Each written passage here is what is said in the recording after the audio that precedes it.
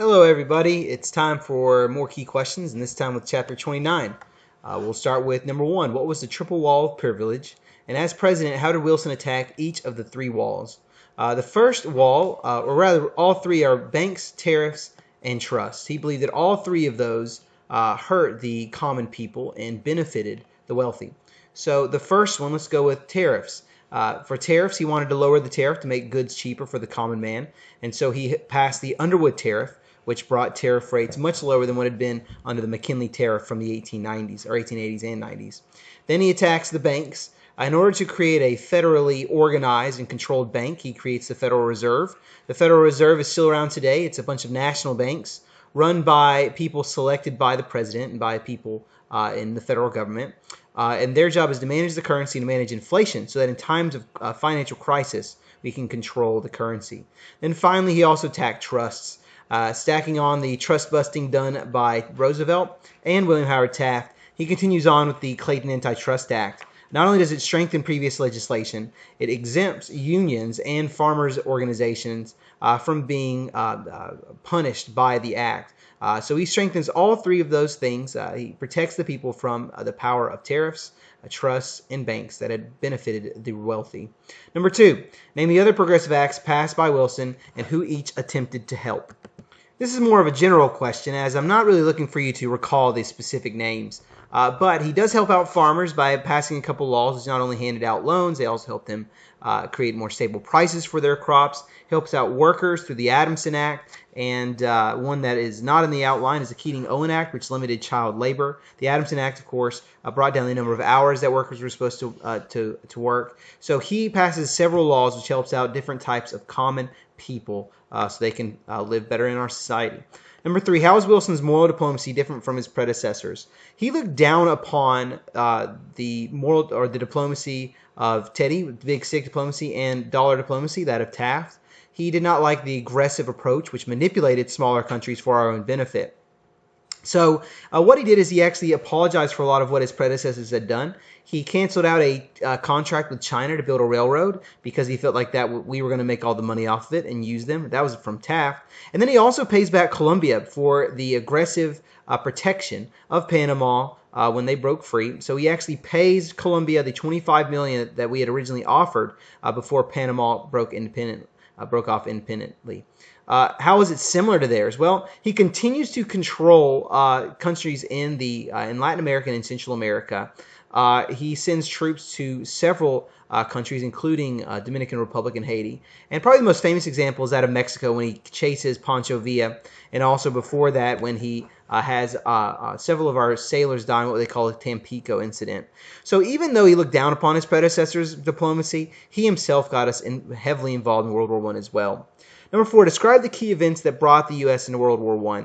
So I had a timeline drawn on the back board that was a flow chart. It begins when Britain begins blockading Germany. In order to win the war, they wanted to starve Germany out. So Germany, in order to get around the blockade, began using U-boats. These submarines attacked British ships across the Atlantic and especially around the shores of Britain and Germany. And after that happened, the Germans end up sinking a British passenger liner, which contained weapons at the bottom of the ship, but it also had American passengers on it. So when over 120 American passengers die, Woodrow Wilson decides to blame Germany and demand that they stop their submarine warfare. They do so in the Sussex Pledge, but after a couple of years of struggling to get around the British blockade, they decide to resume unrestricted submarine warfare.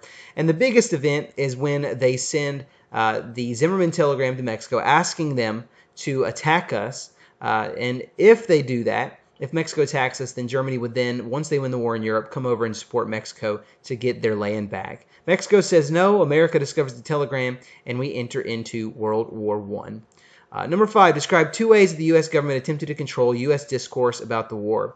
Well, first, I named the Sedition and Espionage Acts.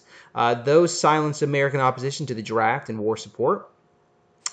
Men like Eugene Debs are arrested for speaking out. And the most famous court case from the era in which Charles Schenck is charged with sedition and undermining our government by printing a pamphlet that was against the draft. Our Supreme Court decides that it is okay to silence free speech if it is in protection of our country. The phrase used by the Supreme Court justice at the time was shouting fire in a crowded theater. Other ways, they use propaganda. They use songs and speakers and pamphlets. They use posters. We showed you some posters in class on the PowerPoint of calling him the Hun, of encouraging men to leave their homes behind, and also of the Germans just doing evil things. And that was to turn American opinion toward the British and against the Germans.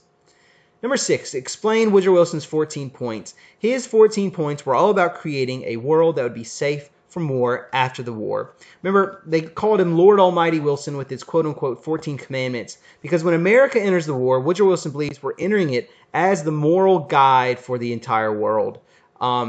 He says the reason we're entering the war is to make the world safe for democracy. Now, ironically, even though they mocked him and called him kind of a preacher, he had a lot of really good ideas included in these 14 points. Among them were several that went directly against the 4 main causes of World War I: militarism, alliances, imperialism, nationalism. As far as militarism, he called for a disarmament of our militaries. For alliances, he said that we needed to have open diplomacy and not make secret agreements. For imperialism, and for nationalism, he said that we should not keep our imperialist holdings. We should allow for self-determination, allowing countries to decide their own fate. But the most important of all these was the League of Nations. The League of Nations was meant to be a peacekeeping organization which included all of the countries, all the powerful countries in the world, and even all the smaller countries. And should anyone step out of line, the powerful nations would step in and stop that war from continuing or escalating.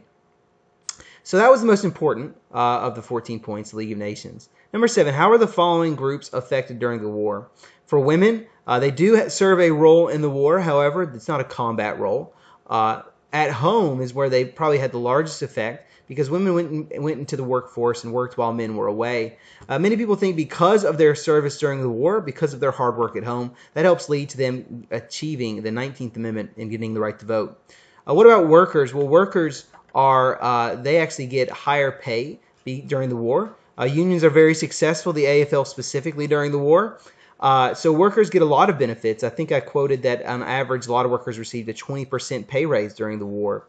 With that said, groups like the IWW, which are often called the Wobblies, because they tried to strike during the war, we actually see unions start backsliding and get some flack in the following chapter, which we talk about in the first Red Scare. African Americans, how they benefited from the war is they also served, even though it was in segregated units. A group called the Harlem Hellfighters was world-renowned for their service during World War I. At home, just like women, they participated in the workforce. The open jobs in the American factory system, blacks flooded to those northern cities, and they filled those spots, and they made more money, had more opportunities than in previous eras.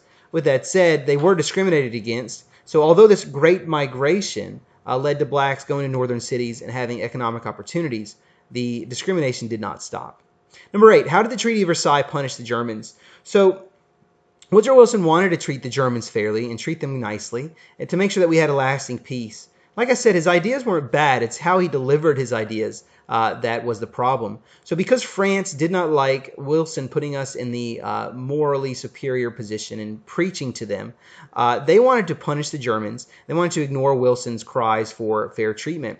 So how does it punish the Germans? Well, the French have 4 things put into the Treaty of Versailles that hurts them. Number 1, they had to sign a guilt clause saying that they accepted all blame. Number 2, they had to pay massive reparations to Britain and France and other allied powers. Number 3, they had to limit their military. And number 4, they had to give up territory. All of these are a rallying cry for Adolf Hitler in future years when their nation goes through some hardship. He's able to use the Treaty of Versailles as a rallying point for his Nazi party as he takes control and eventually leads us into World War II. Number 9, why did Congress resist joining the League of Nations? To put it simply, they did not want to join into another foreign war. The League of Nations would require, without congressional consent, it would require that we send troops should the League of Nations decide to step in and stop an evil dictator or stop an aggressive country from taking over or attacking another. So that is the primary reason why we resist the League of Nations and reject the Treaty of Versailles as a whole. Other reasons you could throw in the partisan battle between Democrats and Republicans, the fact that Wilson went over there himself, the fact that Wilson was unable to really cooperate with Republicans and many people in Congress. But again, the biggest reason is America is about to enter into a time period of isolationism where we do not want to enter into another foreign war. And finally, number 10, why was Warren G. Harding able to win the election of 1920? Warren G. Harding was able to win because America was tired of preachy, powerful presidents who told them how things should be. They were tired of Teddy Roosevelt's and Woodrow Wilson's who pushed and pushed to get government to control more and more of our lives for our own benefit. They were also tired of intervention. They were tired of America being involved in world affairs in a way that would lead many poor Americans to go and fight around the world and die for maybe a cause they didn't agree or believe in. So with that said, Warren G. Harding pushes the idea of a return to normalcy, return to previous eras where the government wasn't in our lives, away from progressive activity of the government, away from intervention, and move back towards the isolationism that America had before imperialism in World War I sparked up. So Warren G. Harding wins because he harkens back to when the government was out of our lives and kept us out of the world affairs. Really, though, when I look at it, Warren G. Harding wins because Republicans knew they finally had a man who could win the election and would be easily bent to their will and would basically approve whatever plans they wanted. And in this case, would be a lot of corruption, be a lot of rollback of regulations and taxes, and unfortunately, it's eventually going to lead to an economic crash. Anyway, thank you for listening. I hope that these helped you understand the chapter a little bit better. I know I went through them quickly, so if you have more questions, please let me know and approach me later. See ya.